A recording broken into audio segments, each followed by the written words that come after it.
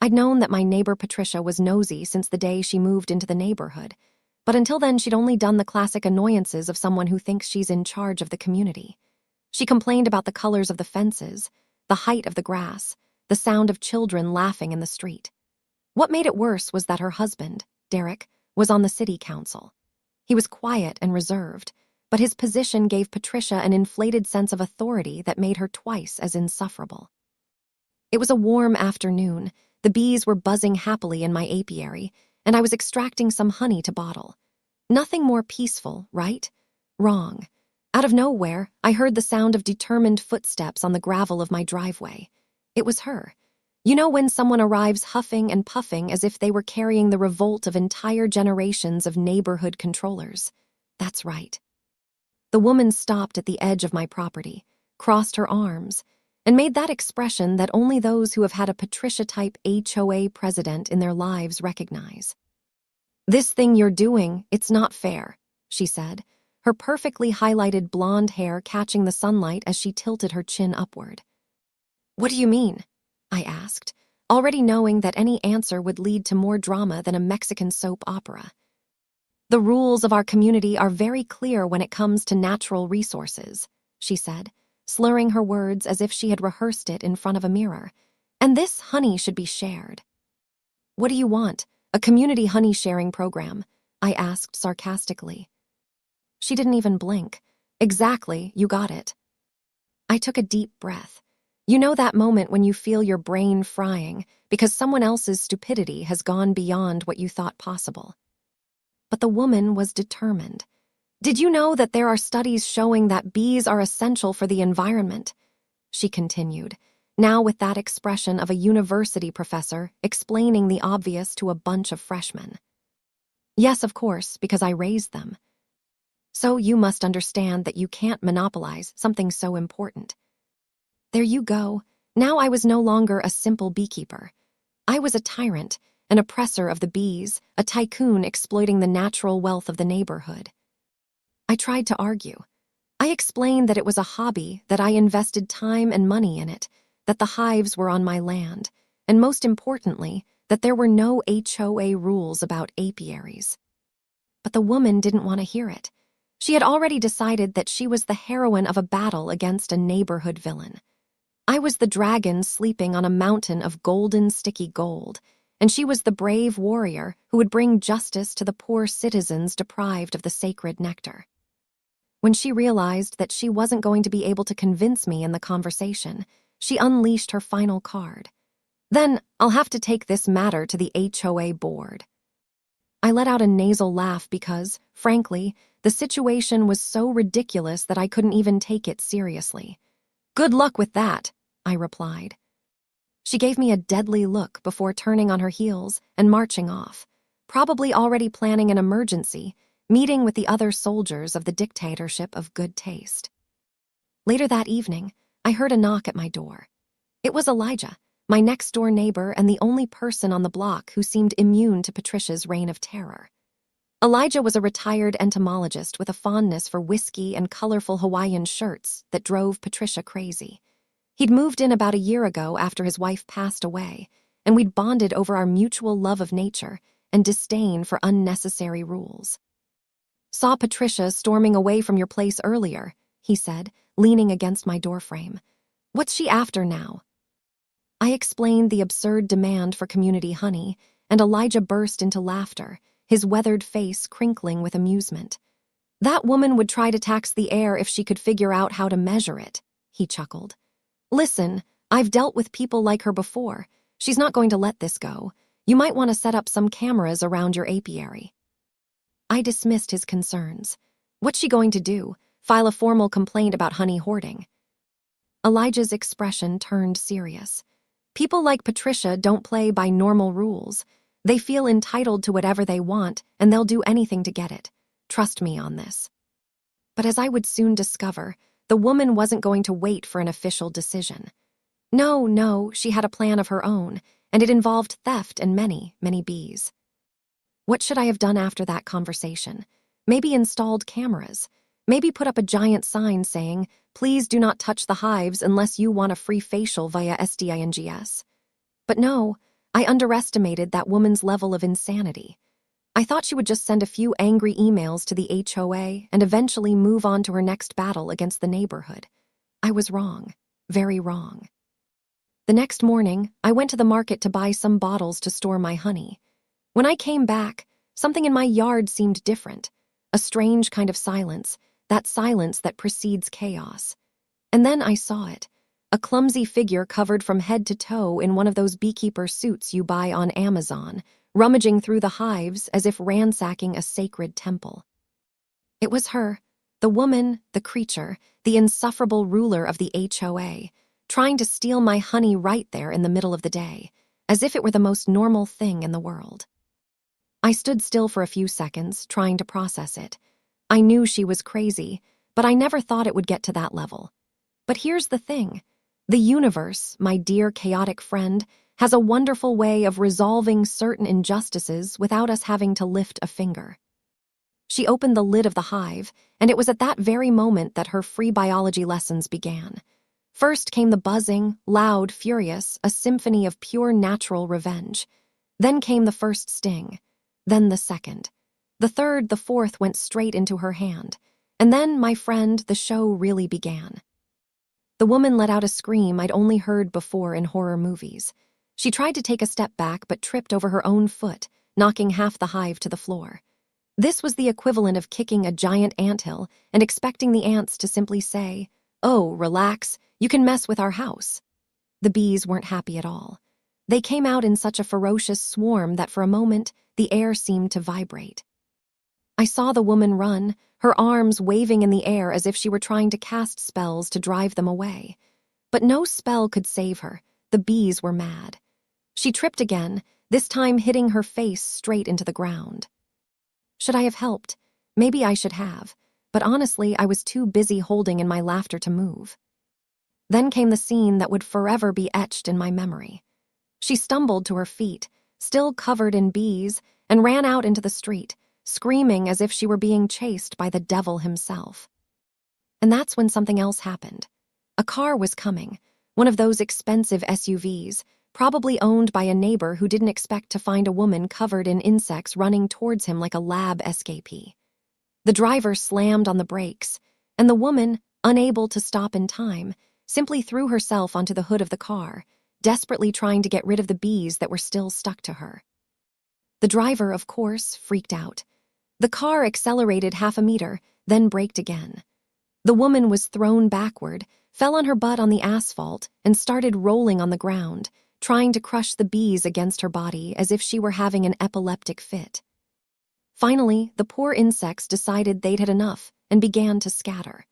From my backyard, I watched as if I were watching the best comedy ever produced in the history of mankind. Then the unthinkable happened.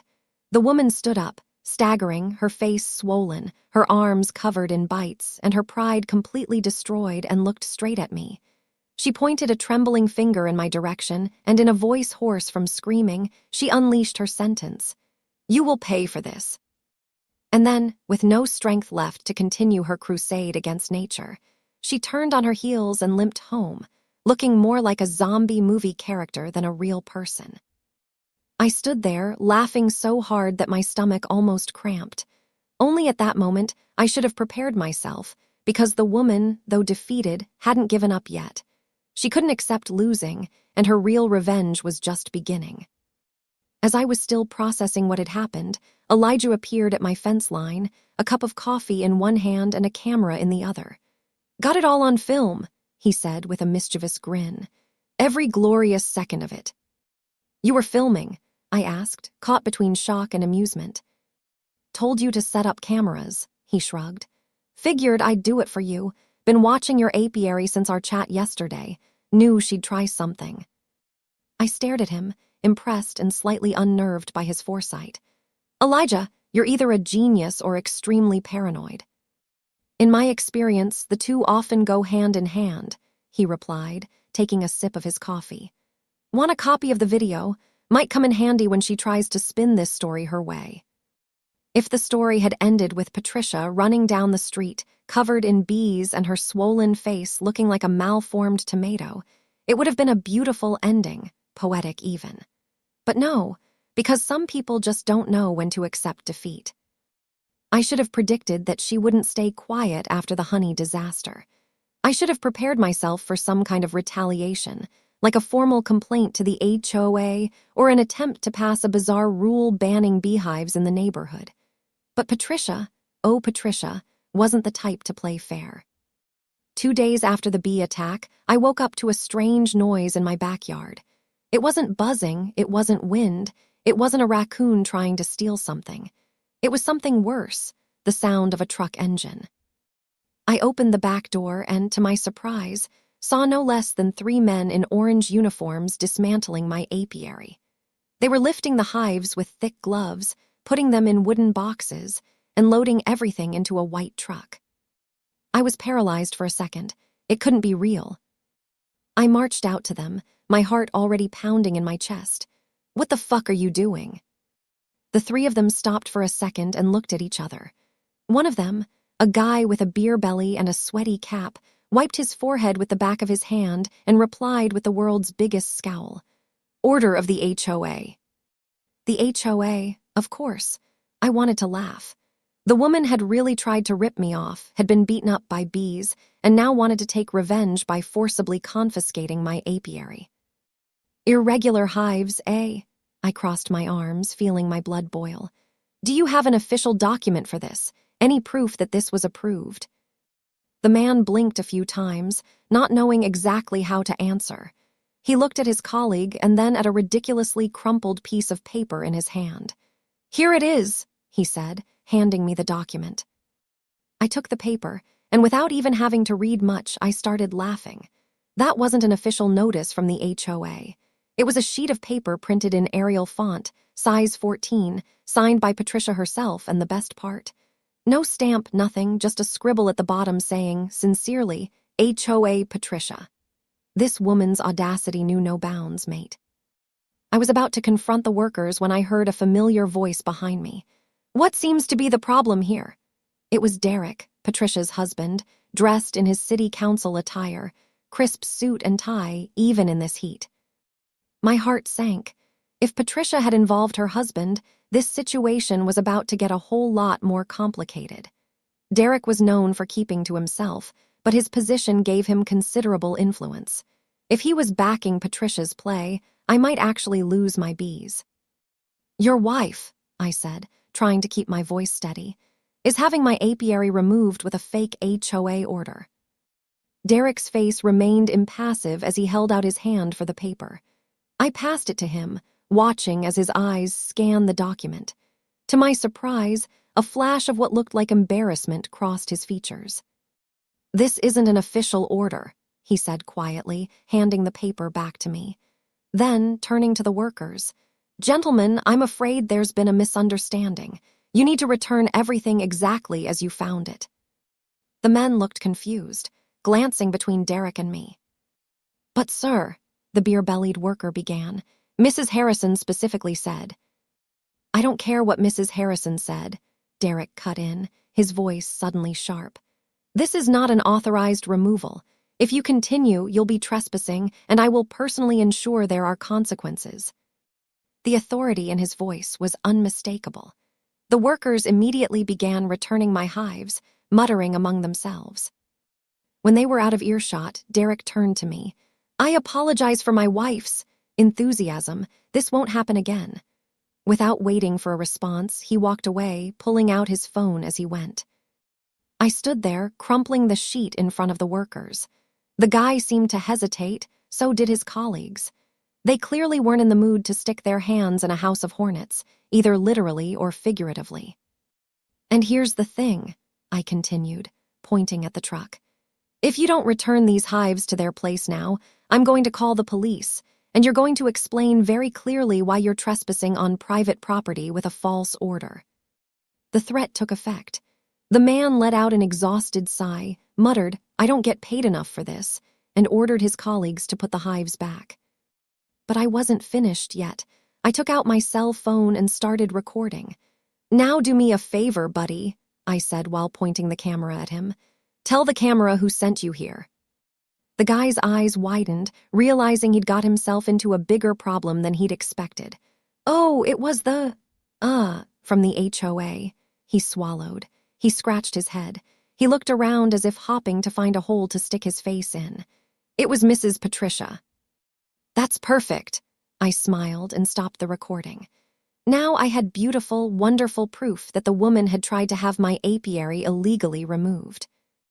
As the workers finished returning my hives and drove away, Elijah appeared from behind his fence, where he'd apparently been watching the whole scene unfold. Interesting development with Derek stepping in, he commented. Never seen him contradict her before. You think there's trouble in paradise? I asked, still processing Derek's unexpected intervention. Elijah stroked his chin thoughtfully. More like a man who's reached his limit. Word around the neighborhood is that her HOA antics are starting to affect his political career. The council doesn't appreciate being associated with petty neighborhood tyrants. Well, whatever his reasons, I'm just glad he stopped them, I said, checking my hives for damage. Don't get too comfortable, Elijah warned. Patricia isn't going to take this humiliation lightly, especially not from her own husband. She'll be back, and next time she'll be smarter about it. But the funniest thing was yet to come. That same day, I took the video and went to the HOA headquarters. They had a small office in the neighborhood, a little white house with a fancy sign that said Community Association, striving for order. I walked in without knocking and went straight up to the secretary, a woman in her 50s with slicked-back hair and a face that looked like she'd had enough of existing. I need to speak to whoever the head of the HOA is. She didn't even blink. That would be Patricia. Great! Patricia was in a little room in the back, probably planning her next attempt to turn the neighborhood into a concentration camp of rules. When I walked in without being asked, she looked at me like I was an alien. You can't just barge in here like that. Funny, isn't it? Because you seem to think you can just walk onto my land and take my stuff. She opened her mouth to retort, but before she could say anything, I took out my cell phone and pressed play on the video. The room fell silent. Patricia watched the man admit that it was she who sent him to invade my property. She watched as the ridiculous sheet of paper she tried to pass off as an official document was completely exposed. And then, for the first time since this war began, she paled. That doesn't prove anything, she tried to say, her voice a little shaky. Proof enough for me to file a nice defamation and trespass suit. I'm not a lawyer, but neither was Patricia, and she didn't need to know that I was bluffing. Then something happened that surprised me. The vice president of the HOA, a gray-haired man I'd never seen before, was sitting in the corner of the room, watching everything without saying a word. Until he sniffed, stood up slowly, and said, "Patricia, did you sign that order yourself without the council's approval?" She opened and closed her mouth like a fish out of water. I was just taking the initiative for the good of the community. The man sighed, shaking his head. This is a violation of our guidelines. You can't make decisions of this level without approval. And then, as if karma was just waiting for the right moment to deliver the final blow, he picked up a form from the table and said calmly, "I'm going to need you to sign this formal request to resign from the HOA." Patricia turned red, then white, then red again. "You can't do this to me." "I can and I will," he said. Just as Patricia was about to launch into what promised to be an epic meltdown, the door opened, and Derek walked in. The room instantly fell silent. His presence seemed to fill the space, and Patricia's face cycled through a series of emotions: shock, betrayal, and finally, fury. "Derek," she hissed, "tell them they can't do this to me." Derek looked at his wife, then at the vice president, then at me. His expression was unreadable. "Actually, Patricia, they can, and they should." His voice was quiet but firm. "Your actions have crossed a line." Patricia's jaw dropped. "You're taking their side, against your own wife." "This isn't about sides," Derek replied. "It's about right and wrong, and trying to remove someone's property with a forged document is wrong, not to mention illegal." The vice president looked between the couple, clearly uncomfortable witnessing their marital discord. "Perhaps we should discuss this privately." "There's nothing to discuss," Patricia snapped, snatching the resignation form and scribbling her signature across it. She slammed the pen down and glared at all of us. "Fine, I'm done with this thankless job anyway, but this isn't over." She directed that last part at me, her eyes narrowed to slits. And so, in a single movement, Patricia was dethroned. I just smiled, put my cell phone in my pocket, and left the room. Now, finally, she was finished. Or so I thought. Patricia was out of the HOA, expelled, humiliated, literally kicked out of the very fortress of regulations and forms that she loved so much. If it had been anyone else, this would have been the moment to back down, to accept defeat with a modicum of dignity and move on. But Patricia, oh Patricia, was the type who, if she was falling off a cliff, would still try to pull someone along. The question was, what else could she do? Well, I'd find out in less than 48 hours. The day after her eviction, I was quietly tending to my hives when I heard a knock on the front door. This time, it wasn't Patricia. It was two men in suits with badges on their chests, their faces unfriendly and a notebook in their hands. "Are you in charge of this property?" My instincts went red. "Yes, I am. Is there a problem?" The tallest of them snorted and opened a clipboard. "We have received a complaint that you are conducting illegal food production and sales activities without a proper license." I blinked. "What?" "According to the complaint," he continued, ignoring my indignation, "you are producing and distributing honey without certification, which could pose a health risk to the community." That's when I found out. Patricia, it had to be her. It was as obvious as the sun rising in the morning. The woman, desperate to get to me, called the health inspectorate and made up an absurd story. "Well, this isn't a commercial production," I explained, crossing my arms. "I don't sell honey, it's a hobby.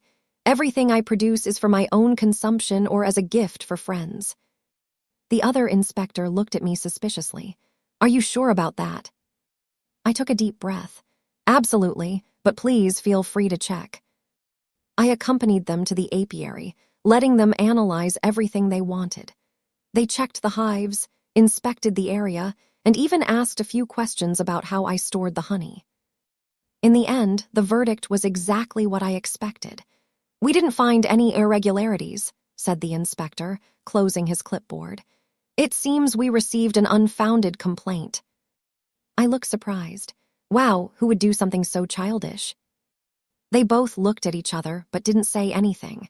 They'd dealt with this kind of thing before then.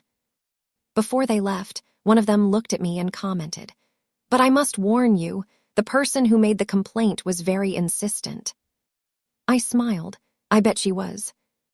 As the inspectors drove away, I noticed Elijah walking over, a concerned expression on his face.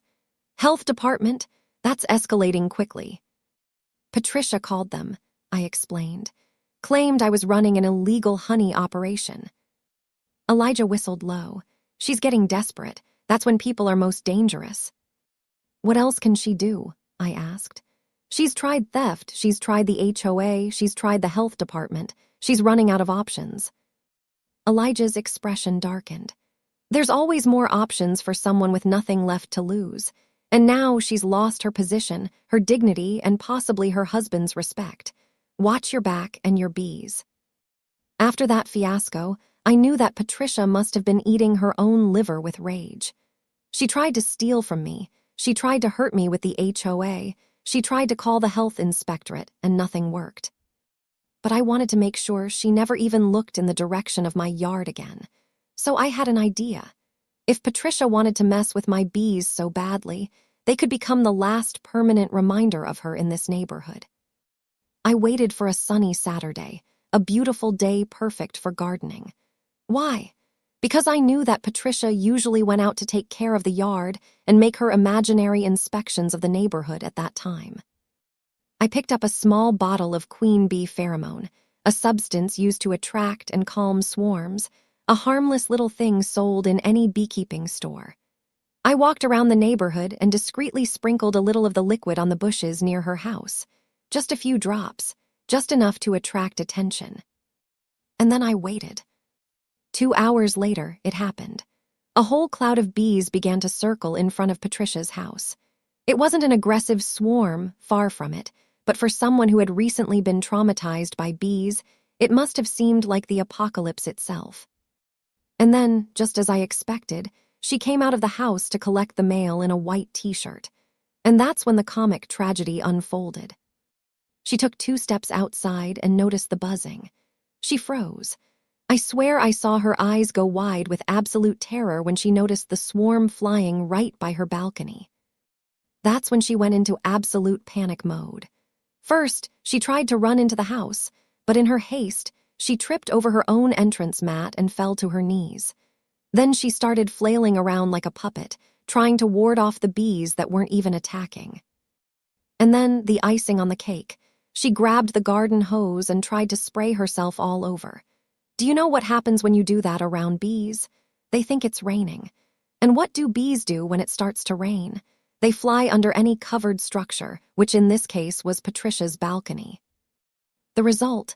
In less than 5 seconds, a dozen bees were stuck to her shirt, and she absolutely collapsed. The woman started running around the yard, trying to get rid of the imaginary insects while half the neighborhood watched. A neighbor from across the street came out onto the sidewalk, coffee in hand, watching the scene as if it were a live TV show. Even one of the neighbor's dogs stopped in the middle of the street and stared, as if he couldn't believe his eyes. What about me? Well, I just leaned against my fence, arms crossed, watching everything with a slight smile on my face. But then something unexpected happened. As Patricia was having her meltdown, Derek's car pulled into the driveway.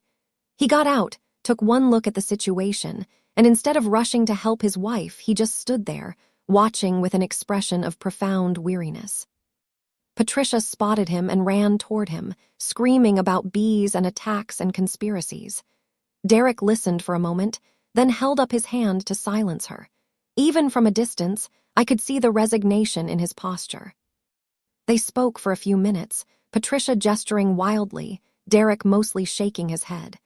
Then he went inside the house, leaving Patricia standing in the yard, looking lost and defeated. When she finally managed to lock herself inside, I heard one last hysterical scream from inside. I can't stand this place any longer. And then, the next day, she put the house up for sale. It wasn't long before Patricia was out of there. After everything that had happened, her reputation was destroyed. The HOA pretended it had never met her. The neighbors stopped talking to her. No one wanted to be associated with the crazy woman who tried to rob an apiary and ended up swarmed to death by an army of bees. The day the moving truck arrived, I was in my yard, tending to my bees as usual. Derek approached my fence, looking older and more tired than I'd ever seen him. I wanted to apologize, he said without preamble, for everything Patricia put you through. I was surprised by his directness. No need, it's not your fault. In a way, it is, he sighed. I enabled her behavior for years, looked the other way when she overstepped. I thought it was easier than confronting her. Where will you go now? I asked, genuinely curious. A small smile crossed his face, the first I'd ever seen from him. We're not going anywhere. I'm staying. Patricia's moving to her sister's in Phoenix. You're separating. Divorcing, he corrected. This situation, it forced me to see some truths I've been avoiding for a long time. I didn't know what to say, so I just nodded. Anyway, Derek continued, I wanted you to know that I've introduced a new bylaw to the city council. It specifically protects urban beekeeping as an environmentally beneficial activity. He handed me an official-looking document, just in case anyone else gets any ideas. As he walked away, Elijah appeared at my side, having apparently overheard the entire exchange. Well, I'll be damned, he murmured. Guess some good came out of all this chaos after all. And what about me? Well, I carried on living my life, enjoying the peace and quiet diet, and of course, producing the yummiest honey in the neighborhood. Sometimes, I'd share a jar with Derek, who turned out to be a much better neighbor than his ex-wife. And Elijah and I would sit on his porch, sipping whiskey with a dollop of honey, laughing about the great bee uprising that changed our little community forever. Did you like this video? Then don't forget to leave your like and subscribe to the channel for more tales of sweet, sweet karma.